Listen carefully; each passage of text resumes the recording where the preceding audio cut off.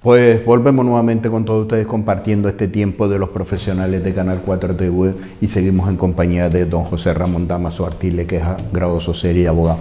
Pues me gustaría desarrollar 3 leyes, principalmente. La primera, la ley del empleo.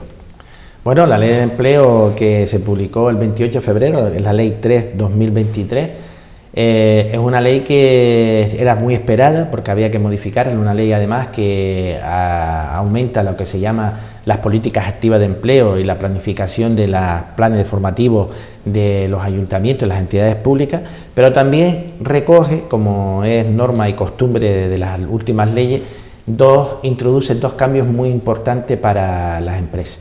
El primero de ellos es el artículo 51 del Estatuto de los Trabajadores, apartado C, que habla de los despidos colectivos. El cambio aparentemente parece que no es ninguno, pero trae una trascendencia bastante profunda.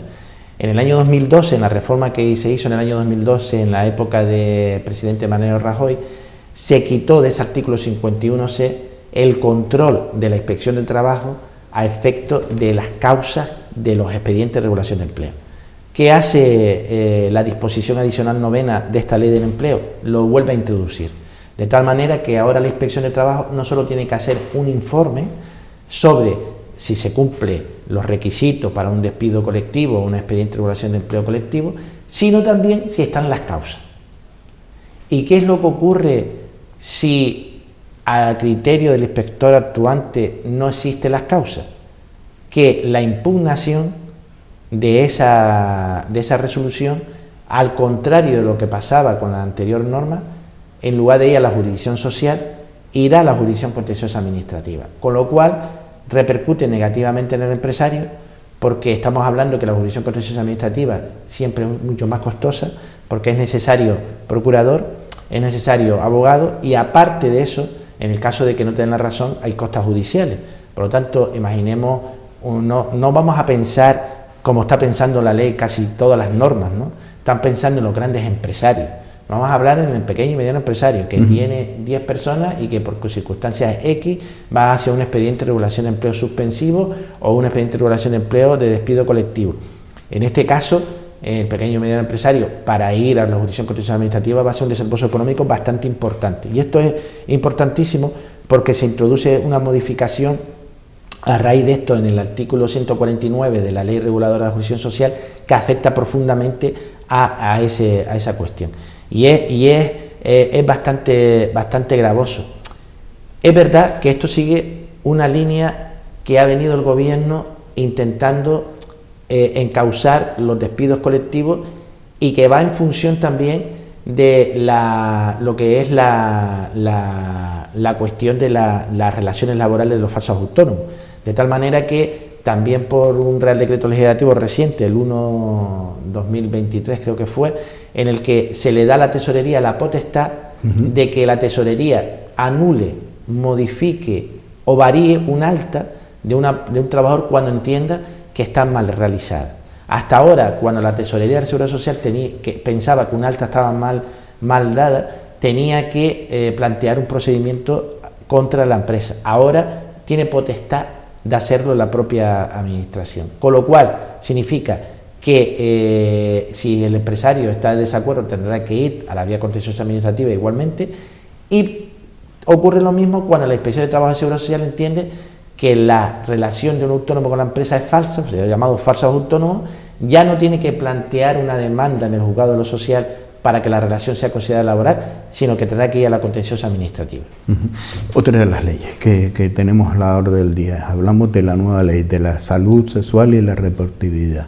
Bueno, es una ley de mucha trascendencia para las empresas, la ley 1/2023 del 28 también de febrero de este año, y esta ley afecta, digamos, a los nuevos, hay varias afecciones, pero la principal que afecta a las empresas son las derivadas de las nuevas formas de incapacidad temporal. Se corrige o se modifica, perdón, el artículo 169 de la Ley General de Seguridad Social, y en ella se establece en el que las llamadas bajas médicas por menstruación peligrosa o secundaria, que se llama, ¿no? Que son aquellas mujeres trabajadoras que tienen menstruaciones secundarias, que se llaman, diagnosticadas, se establece unos periodos de IT que antes no se recogía como tal. De tal manera que a partir de entrada en vigor del 1 de junio del 2023, pues el resto de la norma entra en vigor el día 1 de marzo, pero esta en concreto, el 1 de junio de 2023, las mujeres trabajadoras que tengan menstruación secundaria estarán en situación legal de incapacidad temporal, y esta situación de incapacidad temporal será abonada directamente por la Seguridad Social, estrictamente por la Seguridad Social, en el mismo proporción que lo hace una incapacidad temporal normal. Durante ese periodo se cotiza, y durante ese periodo que se produzca en los siguientes meses o en los meses alternos no van a computar como periodos de recaída. Sabemos todos que si usted está de baja médica porque se tuvo un E15 de tobillo y dentro de los 6 meses vuelve a estar de baja por el E15 de tobillo, se computa como recaída. Esta no. La norma establece que las bajas sucesivas por menstruación secundaria no tiene el criterio de recaída, son periodos nuevos de incapacidad temporal. Y se establece también otro tipo de baja para las madres gestantes a partir de la primera semana de 39, ¿vale? Del primer día de la semana 39. Cuando la mujer gestante a partir del primer día de la semana 39 necesite una baja médica, estará en situación legal de baja médica también, que correrá a cargo de la entidad gestora o entidades colaboradoras. La empresa solo tendrá que pagar el primer día de baja, el resto lo paga la Seguridad Social, y a diferencia de la baja por menstruación secundaria, que no se necesita cotización anual, es decir, yo empiezo hoy como trabajadora y a los 2 días tengo la menstruación y necesito la baja, no necesito periodo cotizado por anterioridad. En las bajas por madre gestante, dependiendo de la edad de la madre, se necesita un periodo u otro periodo.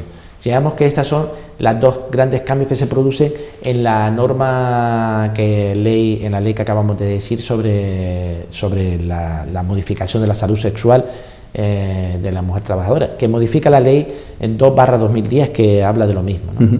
Y todo conlleva con un informe médico. Hombre, está claro, es decir, hay mujeres que tienen menstruaciones muy peligrosas y muy malas, ¿no? Es decir, esto parece una cosa de perogrullo, pero que nos movemos en el mundo laboral lo conocemos.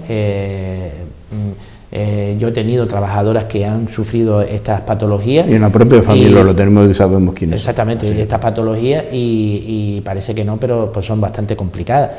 Tiene que estar diagnosticado, ojo, no es una menstruación ordinaria, eso que quede claro, es una menstruación que se llama menstruación secundaria, que requiere un informe médico que se establezca como tal, porque si no estaríamos metiendo en el saco a todo el mundo, y eso no es correcto ni porque al fin y al cabo hay que recordarle a todos que las prestaciones se pagan de dinero público, y dinero público es dinero nuestro, dinero de todos. Entonces hay que ser muy pulcro con las situaciones de IT, ¿no? Y evitar el fraude, ¿no? Y sobre todo la picardía, que eso los españoles tenemos nuestro arte. Para todos. Hablamos de una ley que también en este caso es novedosa, pero es protectora. Hablamos de la ley que regula la protección de las personas que informen sobre un fraude. Bueno, una denuncia. En tono coloquial, que quede claro, los profesionales le llamamos la ley del chivato, ¿no? Es la ley 2/2023 del 20 de febrero, que se publicó el 20 de febrero. Hay que decir que hemos acabado el año con una producción de normativas tremenda, y hemos empezado el año con otra proyección normativa tremenda. Establece lo que se llama, por transposición de una directiva europea que se llama Bistellen o Bistelline, ¿no? Es un nombre austriaco. Se establece que las empresas y las administraciones públicas tienen que tener lo que se llama un canal de denuncia, ¿vale? Un canal de denuncia en el que a cualquier persona, ya sea tercero o propio, pueda denunciar a través de ese canal de denuncia prácticas ilegales, ¿no? Prácticas que puedan ser fraude. prácticas que pueden ocurrir que se esté llevando a cabo corruptela. Entonces, tanto las administraciones como las empresas tienen que tener instaurado el que se llama el canal de denuncia, ¿no? De tal manera que cualquier miembro de la organización puede utilizar ese canal de denuncia para denunciar a la empresa o a la administración pública y tiene la protección máxima que le da la ley. ¿Tienen que ser todas las empresas privadas? No. Actualmente solo las empresas de 50 a más trabajadores. ¿Es verdad que en el futuro se prevé que sean las empresas de menos de 50 trabajadores? Sí, pero por lo pronto solo lo han puesto en empresas de 50 a más trabajadores. ¿Y por qué?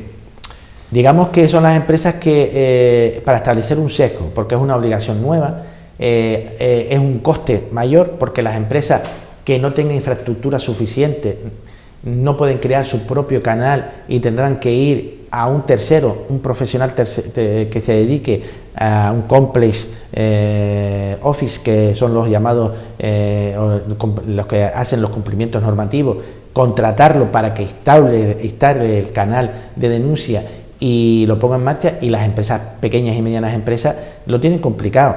Estamos hablando de que las normas se hacen para todas las empresas, pero principalmente hay unas que tienen una facilidad de implantación, que son las grandes empresas, y hay otras que no tienen esa facilidad. Por ejemplo, en mi despacho, que somos 15 o 16 personas, si no lo pongo yo en marcha, lo tendría que contratar un tercero, que es un mayor coste, ¿no? Por eso yo entiendo que la norma ha puesto ese sesgo, ¿no? Ese sesgo de 50 más trabajadores.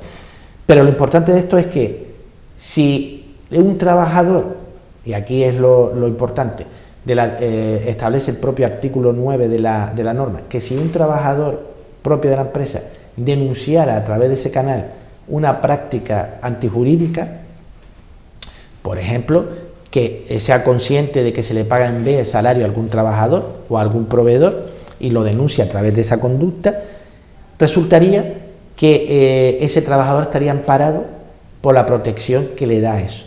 Si la empresa descubre que ha sido el trabajador y lo despide, el trabajo está amparado por el derecho de la indemnidad. Es cierto que el derecho a la indemnidad es un derecho propio, es decir, que el trabajador le haya dicho a la empresa que le pague más salario y la empresa, por decirle eso, lo despide, pero también se está viendo desde algunos foros jurídicos y doctrinales que tendrá que ser amparado también por esta ley, por la indignidad, ¿no? Porque también protege una denuncia que haya puesto el trabajador, aunque no sea para criterio propio, porque lo hace en el establecimiento de una norma de rango superior.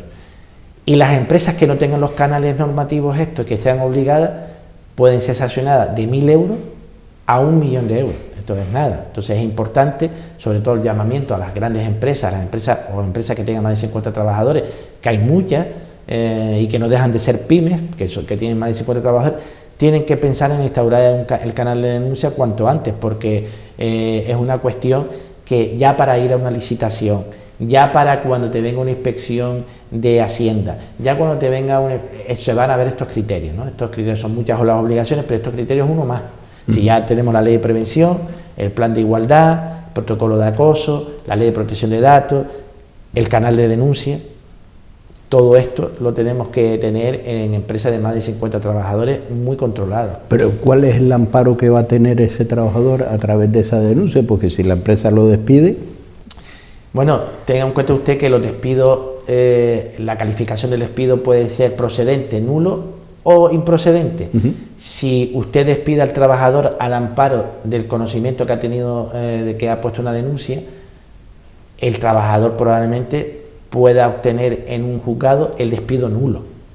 ¿Qué significa despido nulo? ¿Que tengo que volver a trabajar? Eso es lo de menos, porque normalmente cuando hay un despido nulo, se anexa al despido nulo o se acumula al despido nulo, que es el término jurídico, se acumula en el despido nulo la reclamación de daños y perjuicios. Oiga, usted me ha ocasionado un daño y perjuicio porque yo, por denunciar, usted me ha despedido, he estado 4 meses o 5 meses o 6 meses esperando que salga el juicio, me han dado la razón y durante todo este periodo he estado en el paro y he perdido dinero. Imaginemos que yo estoy cobrando 2.000 euros mensuales, me despiden y me voy al paro, y en el paro voy a cobrar el 70% de la base reguladora por un tope. Entonces quizás pueda perder hasta la mitad de mi salario. Usted me ha perjudicado a mí durante todo este tiempo por yo haber hecho una denuncia que me ampara la norma. Entonces esto es el peligro. El peligro ya no es que te demanden por nulidad y que tengas que volver a coger al trabajador. peligro. La cuestión es que las empresas tienen que saber que hoy en día, cuando los profesionales que se dedican al mundo laboral, y si es grado social más, demandamos por nulidad, siempre acumulamos una reclamación de daños y perjuicios. Puede ser de 5.000 a 100.000, pero siempre lo acumulamos. ¿Por qué? Porque esa nulidad del despido se produce por una vulneración de algún derecho, bien constitucional, bien de libertad sindical, bien de normativa. Pero esta ley, yo estaba hablando de empresas, ¿se le puede practicar? Nos vamos a un sector que es importante, que es la administración pública, donde hemos visto, en uno de los temas, no es el fraude, pero sí la corrupción, donde la funcionario, trabajador, trabajadora, funcionaria, que denuncia esos actos de corrupción, es cuando ya es una odisea su vida y un calvario. Hay un artículo específico para la administración pública. Hay un artículo en la ley que se destina exclusivamente a la administración pública y establece un seco en cuanto a las entidades locales. ¿Vale? Las entidades locales, no todas las entidades locales, un municipio de 5.000 habitantes no tiene que tener el canal de denuncia en principio, ¿vale? Pero el resto, todos, ¿vale? Tienen que tener el canal de denuncia obligatoriamente, lo establece por parámetros de administración y las administraciones públicas lo que tienen que tener. Otra cosa que todos sabemos que muchas veces todas estas cuestiones, hay administraciones públicas que tienen 300 o 400 trabajadores, no tienen plan de igualdad, por ejemplo. Es decir, hay que saber, aquí a nadie se le escapa que las normas se hacen para que las cumpla todo el mundo, pero hay cumplimiento nivel A y cumplimiento nivel B. El nivel A son todas las empresas privadas que tienen que cumplir sí o sí, pero las empresas públicas no. Por ejemplo, hay una cuestión que a nosotros nos parece como profesionales un poco, por ejemplo, las inspecciones de trabajo en la administración pública, entidades locales y entidades de otro tipo, la intervención sancionadora es limitada. Pero si incumples como patrón, incumples como empresario laboral, incumples, tienes que pagar. Y Dámaso, con esta ley, ¿dónde está posiblemente la responsabilidad del trabajador o de la trabajadora? Te pongo un ejemplo, ¿no? Trabajo en una empresa en la cual sé que hay un fraude porque se paga en caja B, siempre se ha avalado, ¿vale?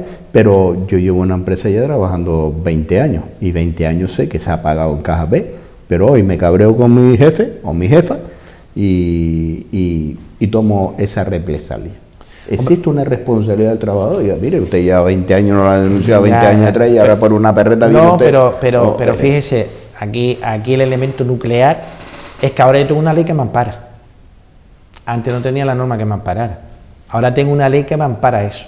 Antes podía hacerlo, sí, sin duda alguna, me voy a la Guardia Civil o me voy a la Policía Nacional y pongo una denuncia. Lo podía hacer. De hecho, a nosotros nos ha venido algún caso en el que una trabajadora denunciaba a una empresa, falsamente en este caso, y así fue, se archivó la denuncia, a juzgar, porque se discutió con lo que usted dice, el perfil que usted acaba de decir, discutió con el empresario, se va a la policía, se va de baja y se va a la policía y denuncia que el empresario manejaba caja B. Hubo un procedimiento penal y no pasó ni de la diligencia, es decir, se archivó la denuncia sin sobreseimiento provisional y después se convirtió en definitivo porque no había materia ni injuria ninguna. ¿Qué ocurre? Que ahora tiene un plus mayor, que es la ventaja de la norma, que le ampara para poder hacerlo. ¿Qué es lo que sucede con todo esto? Depende de lo que haya hecho el trabajador. Porque si el trabajador también ha recibido en B, pues estamos hablando de que hay un concurso de culpas, ¿no? Entonces, partícipe en ese fraude. Claro, entonces yo no creo que un trabajador que haya recibido salarios en B vaya a hacer la denuncia, ¿no? Entiendo yo que sería en contra de su propio criterio. Bueno, es verdad que todos somos, en el mercado estamos y todo puede darse, ¿no? Todo puede darse, pero sería ilógico, ¿no? Pero la realidad es que hay un concurso de culpas ahí también. Un concurso de culpas es importante, pero sin embargo, fíjese usted, la norma incluso protege al trabajador, porque muchas veces hay demandas que hacen los trabajadores que dice que la empresa me pagaba 2.000 euros, 1.000 en A y 1.000 en B, y ha podido probarlo en un juicio y ha sido condenada la empresa, no penalmente, pero sí laboralmente, que es el criterio que se sigue, ¿no? Y después se les ha obligado a que cotice todas esas diferencias. pero vamos, pero hacerlo hay un trabajador cuando cobra en B está asumiendo el fraude. Oye, ¿qué es el concepto de discriminación en trato? Hombre, el concepto de discriminación en el trato es muy amplio. Puede ser discriminación en el trato desde el punto de vista del sexo, desde el punto de vista de la piel, desde el punto de vista de la religión, desde el punto de vista de la ideología. Discriminación del trato, digamos que es el nombre a que luego le vamos poniendo apellido. Y la discriminación del trato, la cuestión fundamental y por la cual la ley que habíamos comentado antes señala como discriminatoria, en este caso la ley 15/2022, que es una ley que se publicó el año pasado, 2022, establece que nadie puede ser discriminado y establece varios parámetros. Uno ante los servicios sanitarios, ante los servicios sociales, ante la jurisdicción y ante el trabajo. Entonces, esta discriminación de trato establece que nadie puede ser discriminado por la razón de su ideología, sexo, etcétera, y todo lo que tenga que ver con eso puede producir una consecuencia jurídica como puede ser el despido nulo. Lo más característico que sucede desde el punto de vista laboral es el trabajador que está de baja médica. Hay una reciente sentencia de un juzgado de Valladolid, creo, en el que a un trabajador en periodo de prueba se le despide porque 3 días antes había entrado en situación de IT. Entonces se le despide en periodo de prueba, incluso en contrato, no se le despide, se le extingue el contrato en periodo de prueba y el trabajador acciona por despido nulo porque dice que el motivo de que se le haya extinguido el periodo de prueba es porque estaba de baja médica y logra conseguir que el juzgado declare la nulidad del despido. Eso es lo más característico. Entonces ahora ya esto es un criterio que viene a sentar un criterio que se estableció en el Tribunal Superior de Justicia de la Unión Europea con una sentencia sobre un caso parecido en el que se declara nulo el despido de un trabajador, el TSJ de Cataluña, un trabajador que había sufrido un accidente de trabajo y que llevaba 17 meses de baja, la empresa lo despide y establece el Tribunal Superior de Justicia de Cataluña en base a la sentencia del TSJUE que era discriminatorio porque era casi incapacitante la patología que tenía el trabajador y por lo tanto tenía que ser declarado nulo.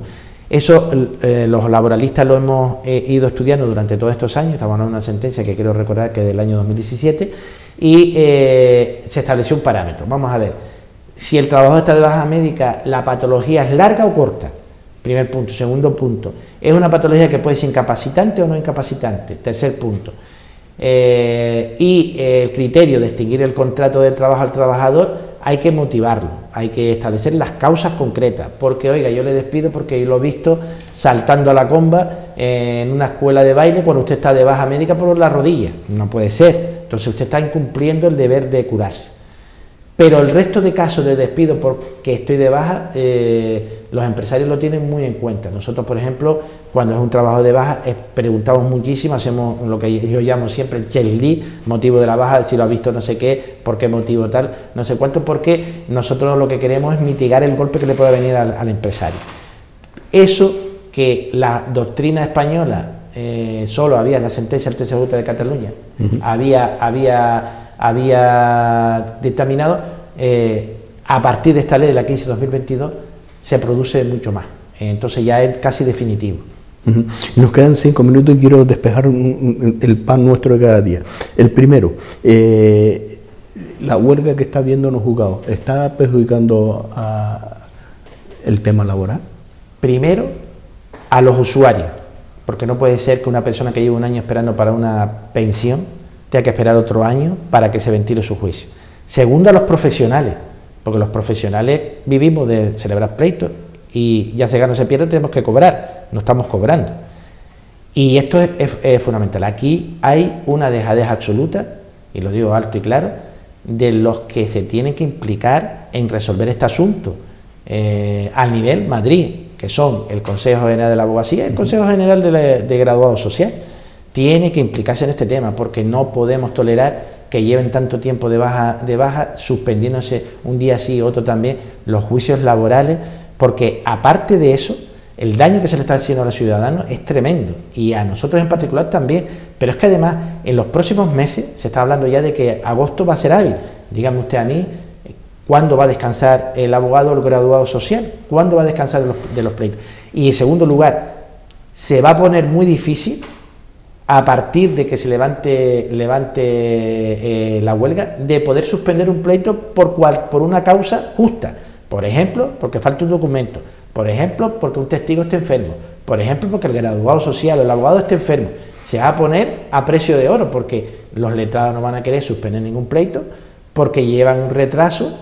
Porque date cuenta que estos dos, ahí creo que a nivel nacional se habla de 200.000 asuntos, hay que volverlo a colocar. Y yo creo que esto ya es insostenible. El INS, el diputado común, denuncia esa cita previa y el trato que está recibiendo los usuarios a la hora de dirigirse. Mire, yo no entiendo cómo la ciudadanía no se ha levantado y se ha puesto en pie contra esto. Es inviable de que las entidades públicas, INS, SEPE y Tesorería no estén abiertas y que usted tenga que mendigar una cita. Y encima citas que se están haciendo fraude con ellas a nivel península mediante el hackeo de la red. No es posible que un ciudadano, la administración tiene que estar abierta para el ciudadano. Y aquí hay que gritarlo fuerte y alto. Y no entiendo cómo no se ha hecho hasta ahora. Somos los ciudadanos, tenemos que movernos. Esto no vale que se mueva el político, que se mueva... Tenemos que los ciudadanos plantearnos el motivo. ¿Cómo puede ser que una señora de 60 años, 70 años, para cambiar una cuenta del banco desde las 6 de la mañana o de las 5 de la mañana haciendo cola para que le dé un número, mendigando un número, cuando llega a la puerta se lo deniegue? Porque ya no hay número. Que lo haga por internet, dígame usted a mí, las personas mayores de 70, 80 años, si manejan internet como lo maneja o yo, como lo maneja un chico de 20 años. Es verdad que para eso estamos los despachos profesionales y sobre todo los grados sociales, que manejamos muy bien eso, pero la justicia social que llevamos en el lema de grado social nos dice que no podemos ver maltrato de los ciudadanos en el área de seguridad social y laboral, y tenemos que pelearlo alto y claro, y no se está peleando alto y claro. Desde mi punto de vista no se está peleando alto y claro, porque esto es una cosa que se tiene que resolver ¿en dónde? En Madrid, porque por mucho que mi colegio profesional y mi presidente tengan muy buena relación con las administraciones públicas aquí en Canarias, esto en Canarias no se resuelve en Madrid, y Madrid es el que tiene que dar la orden de que se resuelva esto, y es la gran problemática que hay. Estamos en un minuto y no me gustaría cerrar esta entrevista en algo que nos va a afectar a todos los trabajadores y trabajadoras en un futuro. Hablamos que el ministro Escrivá quiere alargar la edad de jubilación a los 72 años. Bueno, vamos a este paso a llegar a tipo Estados Unidos. Es decir, yo la primera vez que fui a Estados Unidos me asombré en ver en los restaurantes a personas que poco menos, con todo perdón, tenían que ir con un taca-taca recogiendo la basura, porque no tenían derecho a una jubilación digna.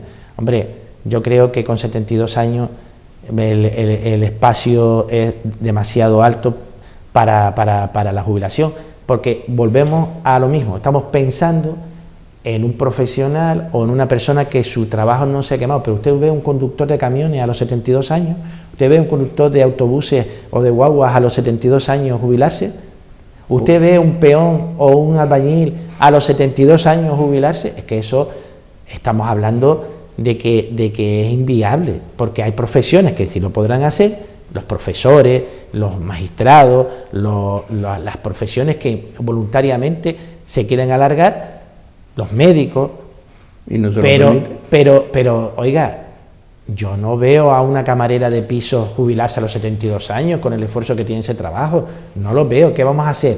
No jubilados pero sí inválidos, porque cuando no puedan trabajar tendrán que ir a la invalidez.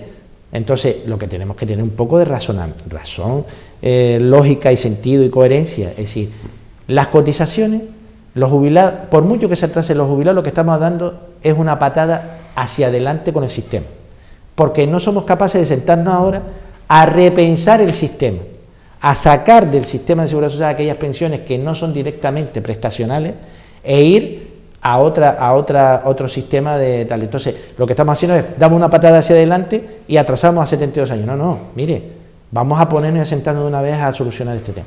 Don José Ramón, un placer tenerlo en esta casa. Gracias por hacer los platos de Canal 4 TV y gracias por traernos esa información y despejar muchas dudas, sobre todo a nuestros televidentes. Pues yo le agradezco mucho otra vez a Canal 4 y a usted personalmente, y me tienen a su disposición, y los teleoyentes también, y saben dónde está mi despacho en Telde, y cualquier apoyo que le pueda hacer a la ciudadanía, ahí estamos.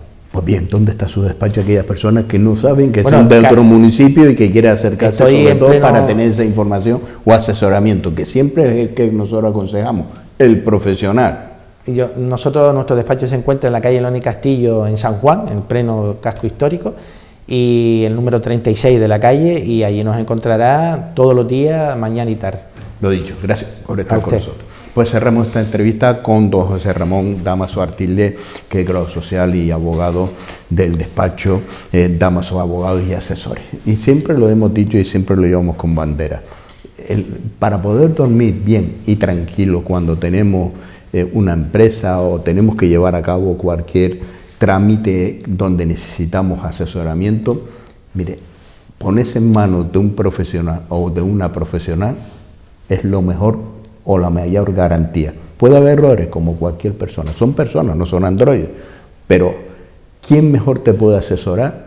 Y fíjese usted por dónde, lo decía don Damaso, mi juramento como grado social, no puedo permitir la discriminación social. Eso es ser grande. Y no es egoísmo de que vengan a nuestros despachos para nosotros agilizar esos trámites o ayudar con esos trámites. No, nosotros como bandera defendemos y que no se produzca esa discriminación social. Eso lo que hace son grandes profesionales que defienden su profesión. Por lo cual siempre, y lo vuelvo, lo reivindico, cuando tenga que ponerse en manos de un trámite, póngase en manos de profesionales. Porque tenemos nuestro cuñado, nuestro vecino, que nos puede ayudar, o tenemos Google, que nos metemos ahora en Google y parece que solucionamos todo y todo el mundo sabemos de todo. Pero cuando venga el problema, es cuando vamos a recapacitar y lamentarlo. Pero ¿saben una cosa? En ese momento ya es tarde. Nos vamos, les dejamos a ustedes con la mejor compañía, la programación de esta casa. Gracias por estar con nosotros.